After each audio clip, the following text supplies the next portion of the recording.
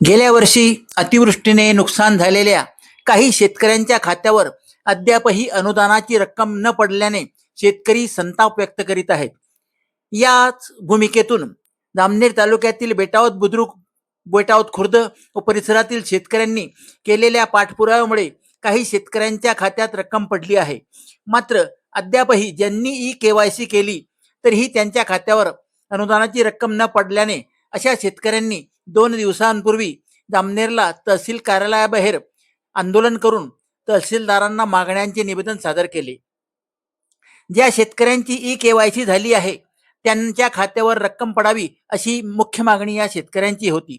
जामनेर तालुक्याला गेल्या वर्षी अतिवृष्टी व इतर कारणांमुळे नैसर्गिक आपत्तीमुळे झालेल्या नुकसानीच्या मोबदल्यासाठी मोठी आर्थिक मदत शासनाने जाहीर केली होती व तसे अनुदान देखील उपलब्ध झाले होते.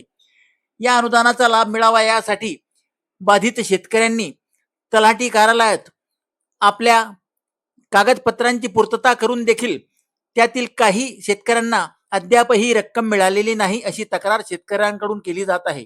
याबाबत महसूल प्रशासनाने योग्य ती चौकशी करून ज्यांच्या खात्यात रक्कम पडली नाही त्यांना रक्कम देण्याचे कार्य करावे अशी मागणी आजही केली जात आहे.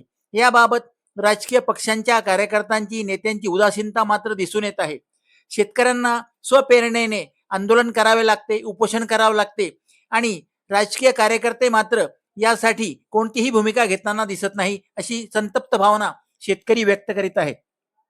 बेटावत परिसरातील शेतकऱ्यांनी स्वप्रेरणेने केलेल्या आंदोलनाला उपोषणाला मोठा पाठिंबा मिळाला आणि त्यातून काही शेतकऱ्यांच्या खात्यावर अनुदानाची रक्कम पडली आहे.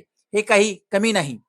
प्रशासनाने याबाबत एक श्वेतपत्रिका काढून किती शेतकऱ्यांचे अनुदान वाटप बाकी आहे याबाबतची माहिती प्रसिद्ध केली पाहिजे अशी शेतकऱ्यांची मागणी पुढे येत आहे.